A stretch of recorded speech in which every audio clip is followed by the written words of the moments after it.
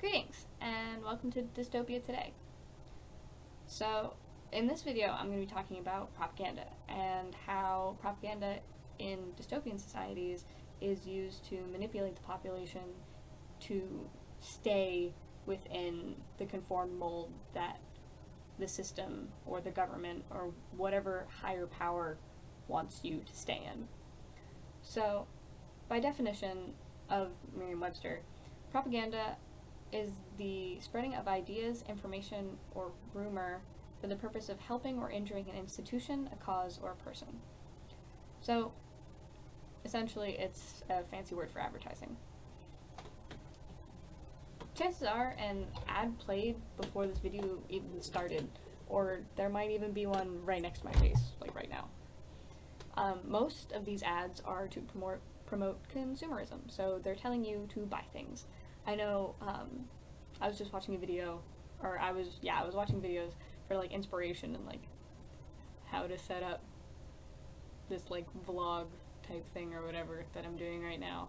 And there was this really awesome ad that played before the video. It was like, yeah, women are strong, like, women don't fall into your molds, like, women can be whatever they want to be, like, I can do whatever. And I, like, personally, I was like, yeah, hell yeah. Women can do whatever the frick we want.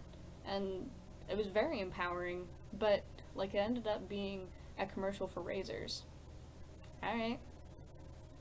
That's cool. Anyway.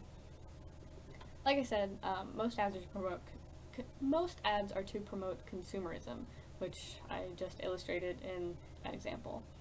But it's like, it's not only, like, explicit ads that promote consumerism.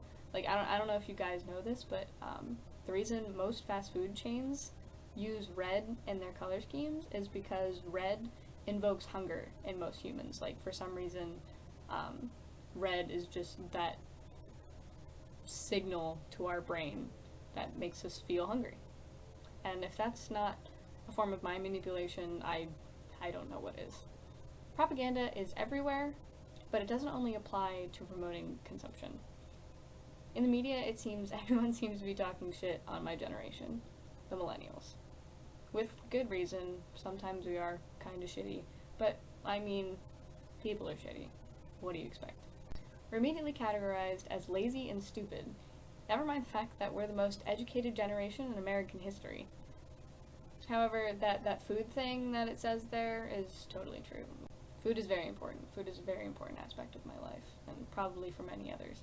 Anyway, do you really think people thought up all those stereotypes by themselves? Like, do you really think that many people typed it into Google because the thought just popped into their head? No.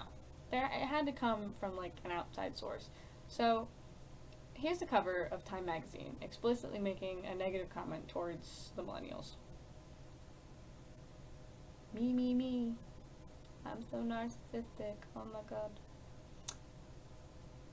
So, but this article discusses how millennials, although commonly referred to as lazy and narcissistic, are actually just adapting to the time that we're born into. So, I'm not saying that that excuses our behavior. I do believe that millennials do overuse technology.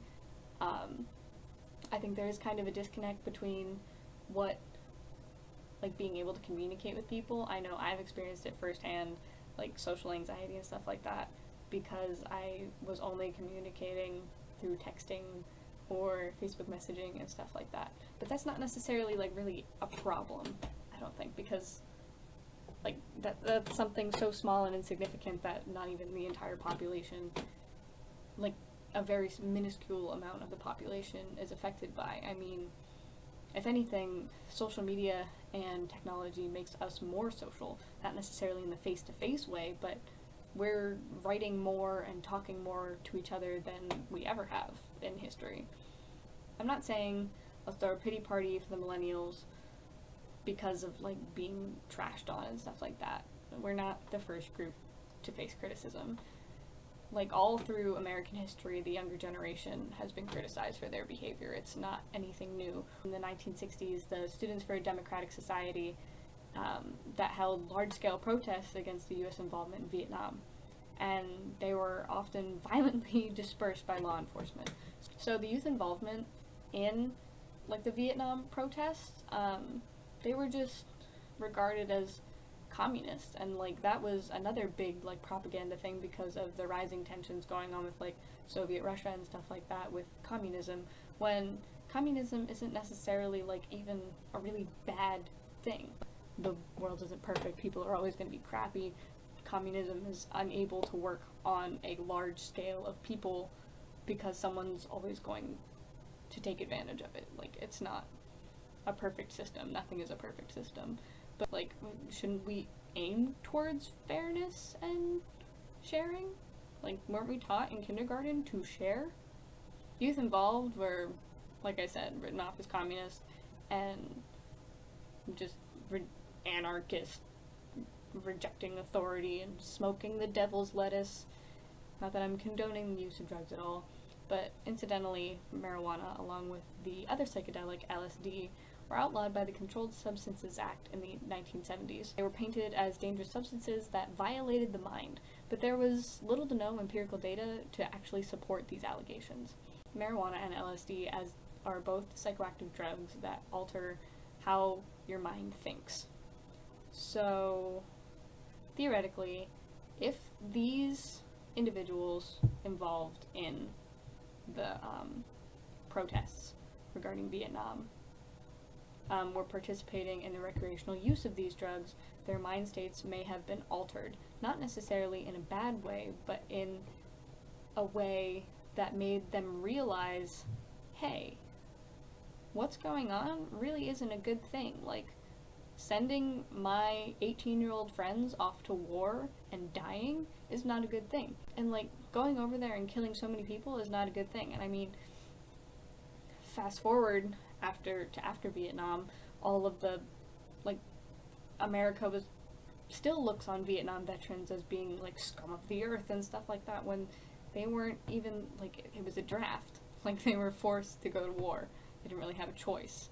And like, what I'm trying to say is that maybe these individuals, not necessarily under the influence of these drugs, but were able to, like, snap out of the control that the system and the government had on them, to believe that going to fight and going to kill people and bomb countries was a good idea.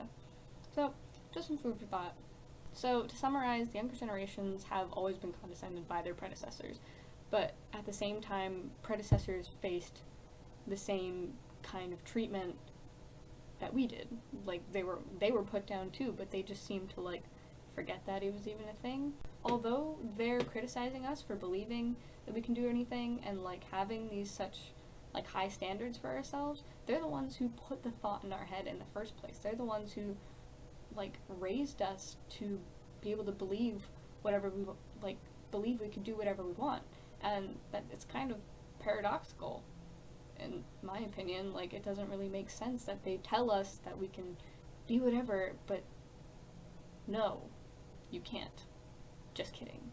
Why do we grow up being told we can do anything, but when we reach a certain age and actually, like, develop ideas for ourselves and, like, free think and, like, actually be real people and contribute and want to contribute to society, that we were advertised as wrong and uneducated? And I bring up the word advertised because it is advertisement. Like, I showed you that article from or that magazine cover from Time showing, I mean, how many people read Time magazine? It's like one of the most popular news items out there. It's advertising millennials as these selfish, crappy people. That's the label we get on ourselves. And once, in a society like ours, once you're labeled, you kind of stuck with that. We're being sold to the public as a force that needs to be put down because of how we're portrayed. And because we have different views on the world and want to change the way society functions, like, the basic consensus right now is, in order to get a good job, you have to go to college. But that's not even a guaranteed thing. Due to the economic crisis of the Great Recession in 2008, which totally wasn't caused by the baby boomers. The job market has greatly declined and the cost of college has tripled. From a logical standpoint, it makes sense that we aren't able to like live out the life that our parents and our grandparents were able to live. We don't have the same resources, we don't have the same opportunities. Like the life cycle, life cycle as described by Milton Erickson is to grow up, go to school, leave home, get a job, get married, start a family, and retire. And not only are we unable to fit this mold, that mold, like, doesn't make sense to a lot of us. Like, some people don't want to get married. Some people don't want to have children. It's not a wild thing. Like, children, I don't want to say they're glorified pets, but they kind of are. So instead of, like, looking at the millennials as being people and, like, having their own ideas and opinions that are different because of the world that we've grown up in, we're just written off as selfish and narcissistic and stupid and lazy. And because, like, the media is giving us these labels, eventually it's going to come to a point where we'll accept it. Like, it's bound to happen. Like, what happened to the Vietnam protesters? Like, where are they now? What are they doing? Like, half the ideas that you have as a teenager and, like, all the radical and, like, free, like, crazy teenager thought, you don't have as an adult. And I don't think that's necessarily, like, because our brain, like, as teenagers, your brains aren't fully developed, and as an adult you realize, oh, that was a stupid decision. It's because society is telling you that you can't have those ideas. Like, it's being advertised to you that if you have those ideas, they're bad and wrong. And I don't think that's on accident.